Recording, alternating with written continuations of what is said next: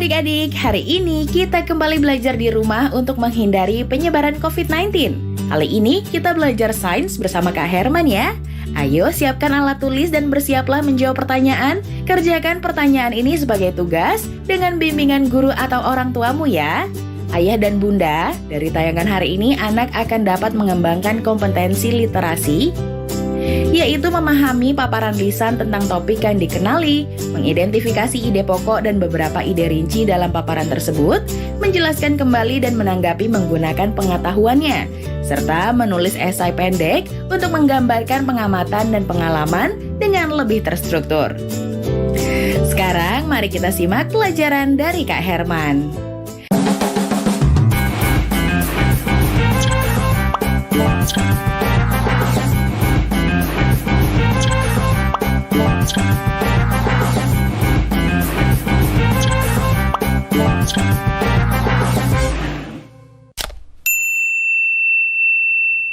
Halo Sobat X Science, jumpa lagi bersama Kak Herman dalam program kesayangan kita, X Science, Eksplorasi Sains. Adik-adik, pernahkah kalian bekerja bakti membersihkan kelas bersama teman-teman? Nah, tahukah adik-adik, kegiatan bekerja bakti seperti mendorong meja, memindahkan kursi, menyapu, dan kegiatan lainnya terjadi karena adanya gaya yang dilakukan. Apa? Gaya? Apa sih gaya itu? Mau tahu tidak? Yuk kita simak penjelasan berikutnya. Gaya adalah tarikan atau dorongan yang menyebabkan suatu benda bergerak. Suatu benda dikatakan bergerak jika kedudukannya berpindah dari posisi semula. Adik-adik, gaya juga memiliki sifat-sifat tertentu loh. Apa saja sih sifat-sifat gaya itu? Yuk kita simak penjelasan berikutnya. Pertama, gaya menyebabkan benda diam menjadi bergerak. Contohnya, ketika ada mobil sedang mogok, kita dorong. Dari tadinya diam menjadi bergerak. Meja yang tadinya diam kita dorong jadi bergerak. Menarik gerobak yang tadinya diam jadi bergerak. Kedua, gaya menyebabkan benda dari tadinya bergerak menjadi diam. Contohnya, pada saat seorang melempar bola, terus bola tersebut ditangkap. Bola tadinya bergerak, ketika ditangkap jadi diam. Itu adalah sifat gaya. Yang ketiga, gaya dapat menyebabkan benda berubah arah. Adik-adik pernah bermain bola? Pernah tidak menendang bola? Kemudian bola tersebut adik-adik sundul pakai kepala. Bola dapat berubah arah dikarenakan gaya yang diberikan pada bola tersebut. Keempat, gaya dapat menyebabkan benda bergerak lebih cepat. Coba acungkan tangan, siapa yang memiliki sepeda di rumah? Pernahkah adik-adik bermain sepeda? Ketika adik-adik menekan pedal sepeda semakin keras, maka kecepatan sepeda adik-adik akan bergerak jauh lebih cepat. Kelima, gaya dapat mengubah bentuk benda. Ini lebih ekstrim adik-adik, contohnya. Pernah nggak adik-adik melihat mobil tabrakan? Badan mobil yang tadinya bagus, mulus, ketika menabrak sesuatu, maka dia akan hancur atau bentuknya jadi berubah.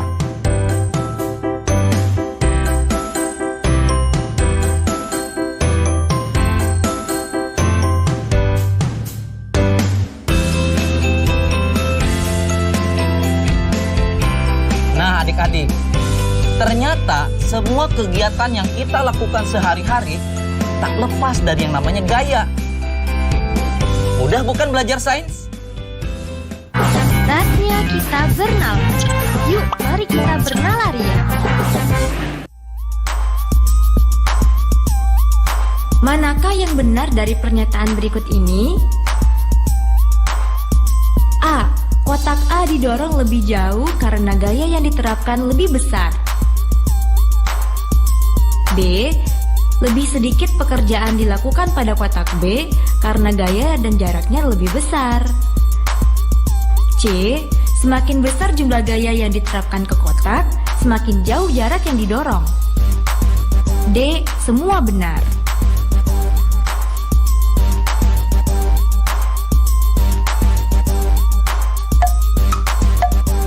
Bagaimana Sobat Xsense?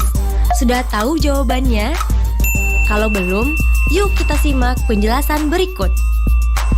Jawaban yang tepat adalah pilihan yang C, yaitu semakin besar jumlah gaya yang diterapkan ke kotak, semakin jauh jarak yang didorong. Karena besarnya gaya berbanding lurus dengan besarnya perpindahan. Gaya 60 Newton lebih besar daripada gaya 40 Newton. Makanya, semakin besar jumlah gaya yang diterapkan ke kotak, semakin jauh jarak yang didorong. Nah, adik-adik, sekarang waktunya menjawab pertanyaan. Pertanyaannya adalah, jelaskan 3 contoh aktivitas kalian yang menggunakan sifat gaya ketika membantu ibu di rumah. Dicatat ya, jelaskan 3 contoh aktivitas kalian yang menggunakan sifat gaya ketika membantu ibu di rumah. Jawablah pertanyaan ini sebagai tugas dan kerjakan dengan bimbingan guru atau orang tuamu.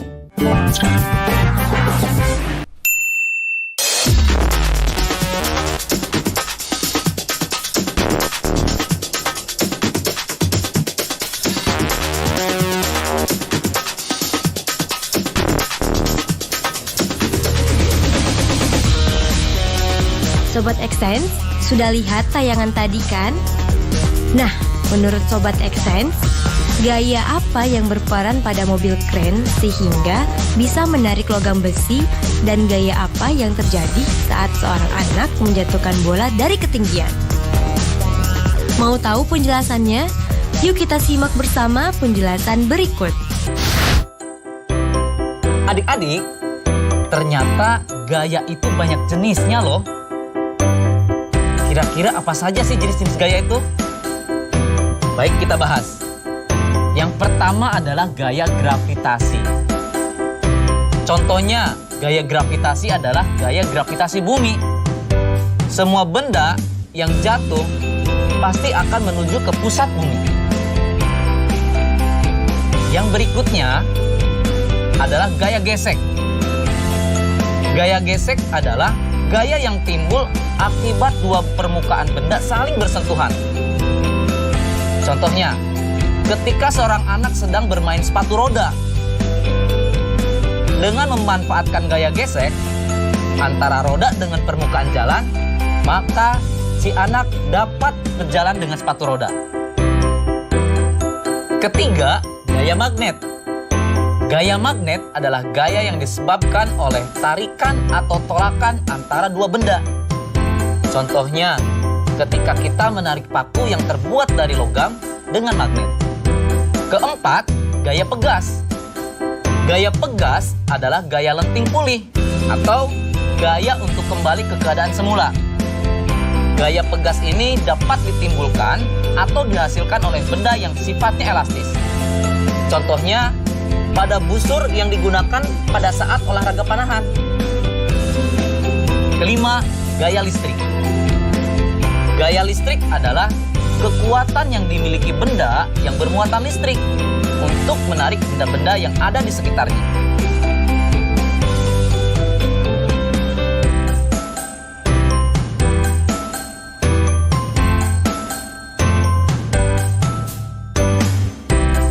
Bagaimana adik-adik?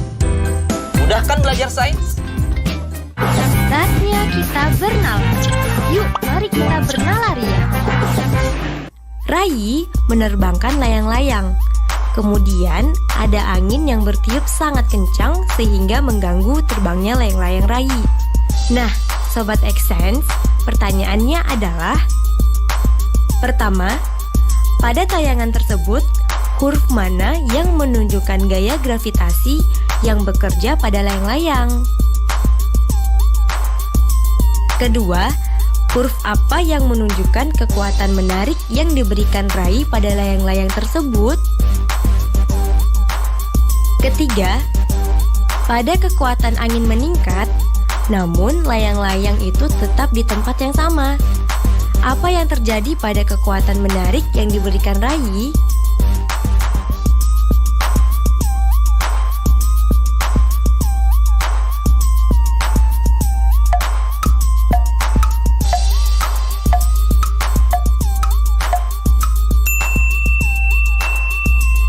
Bagaimana Sobat Xsense? Sudah tahu jawabannya? Mau tahu lebih jelasnya? Yuk simak penjelasan berikut. Gaya gravitasi pada layang-layang ditunjukkan oleh huruf C. Gaya kekuatan menarik dari Rai ditunjukkan oleh huruf D. Kekuatan menarik Rai harus diperbesar sehingga akan sebanding dengan gaya angin kencang yang menghadang layang-layang tersebut.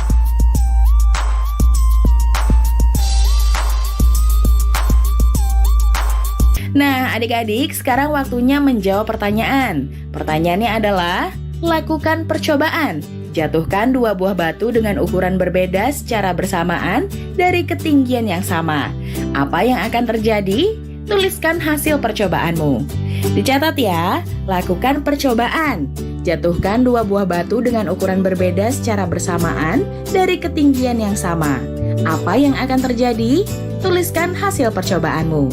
Jawablah pertanyaan ini sebagai tugas dan kerjakan dengan bimbingan guru atau orang tuamu.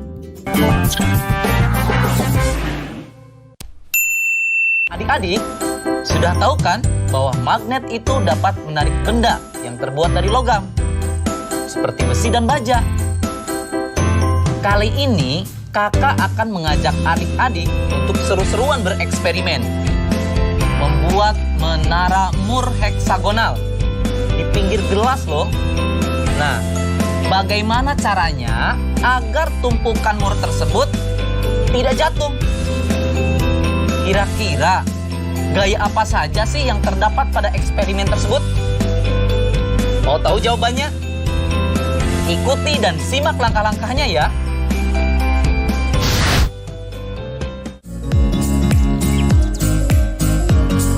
Sebelum memulai, terlebih dahulu kita siapkan bahan-bahannya ya, yaitu Moore yang berbentuk heksagonal, kaleng minuman soda, gelas kaca, magnet, dan penggaris. Selanjutnya, kita mulai langkah-langkahnya. Pertama, susun 2 buah kaleng soda dengan tinggi yang sama. Letakkan penggaris di atasnya yang nantinya digunakan untuk menjembatani menara. Kedua, tempatkan magnet di kedua sisi penggaris di titik tengahnya. Magnet harus saling tarik-menarik dan menahan di tempat yang sama. Ketiga, atur penggaris di atas 2 menara sehingga magnet berada di tengah. Letakkan gelas minum di atas meja di antara menara sehingga titik di tepi gelas berada di tengah magnet. Keempat, pasang Moore heksagonal ke magnet di bawah penggaris sehingga satu Moore heksagonal saling terhubung ke yang lainnya. Kelima, seimbangkan tumpukan Moore tersebut di tepi gelas dengan sangat hati-hati. Pastikan Moore heksagonal tersebut langsung di bawah magnet di tepi kaca. Terakhir, lepaskan magnet dan saksikan tumpukannya akan runtuh. Bagaimana adik-adik? Seru kan eksperimennya? Mau tahu kenapa bisa terjadi seperti itu? Saat memasang tumpukan Moore di bawah magnet pada tepi gelas, gaya magnet akan menarik Moore tersebut. Sementara pada tumpukan Moore, karena ada pengaruh gaya magnet, mereka akan mengembangkan medan magnet dalam Moore itu sendiri. Medan magnet pada Moore ini sifatnya lemah, namun akan tetap ada setelah kita melepaskan Moore dari magnet. Bidang lemah ini hanya cukup untuk menarik Moore ke medan magnet di atasnya yang jauh lebih kuat. Ketika pengaruh gaya magnet kita angkat atau kita hilangkan, secara perlahan medan magnet pada Moore ini akan menghilang. dan gaya gravitasi akan menjatuhkan tumpukan mur tersebut. Jadi, gaya yang berpengaruh pada eksperimen tadi adalah gaya magnet dan gaya gravitasi. Nah, adik-adik, sekarang waktunya menjawab pertanyaan. Pertanyaannya adalah, tuliskan pengamatanmu dalam bentuk laporan sederhana terhadap percobaan menara Moore heksagonal. Dicatat ya, tuliskan pengamatanmu dalam bentuk laporan sederhana terhadap percobaan menara Moore heksagonal. Jawablah pertanyaan ini sebagai tugas dan kerjakan dengan bimbingan guru atau orang tuamu.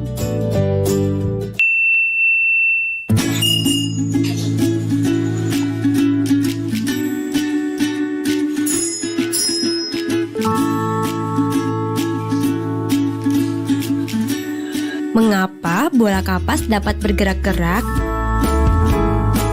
Halo Fadil. Halo Arik.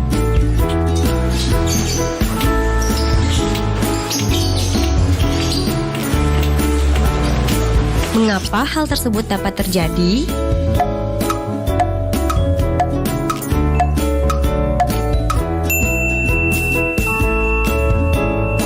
Halo Sobat X-Science, jumpa kembali bersama Kak Herman dalam program kesayangan kita, X-Science, Eksplorasi Sains. Adik-adik, pernah tidak kalian berpikir bunyi itu apa? Atau kenapa sih muncul bunyi? Kakak kasih ilustrasi ya. Jika kalian sedang terdiam, tiba-tiba kalian memukul meja. Apa yang akan terdengar? Suara atau bunyi? Atau ketika kalian terdiam, ada nyamuk terngiang di dekat telinga kita. Apa yang terdengar? Bunyi atau suara? Jadi, bunyi itu apa sih? Bunyi adalah suatu gelombang yang dihasilkan oleh benda yang bergetar.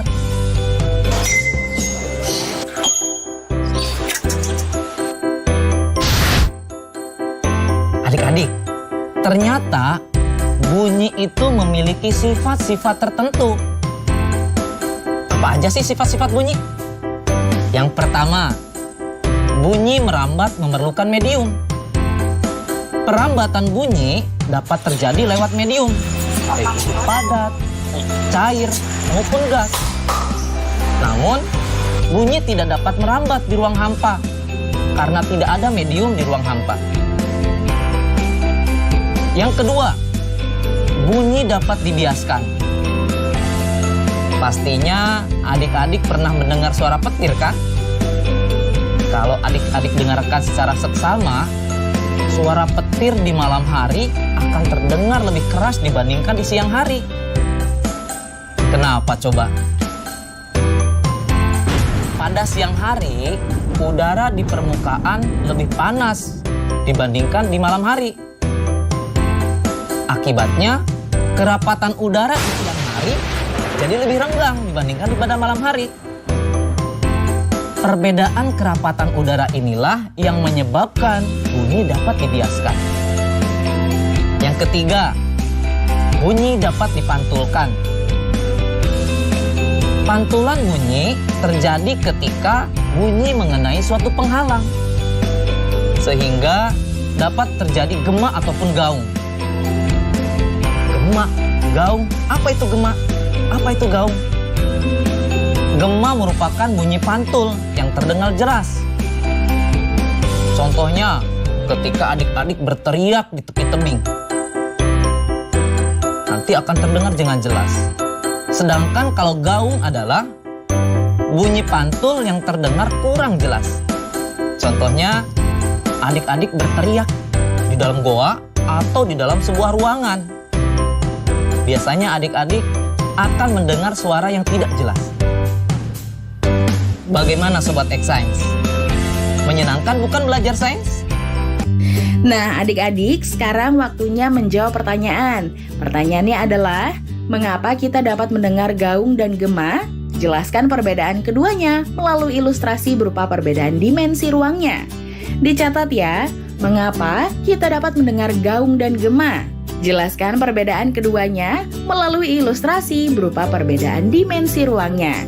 Jawablah pertanyaan ini sebagai tugas dan kerjakan dengan bimbingan guru atau orang tuamu.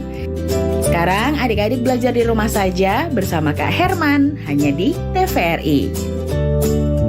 Yuk bantu Kemendikbud menjadikan program belajar dari rumah di TVRI lebih baik dan menyenangkan untukmu.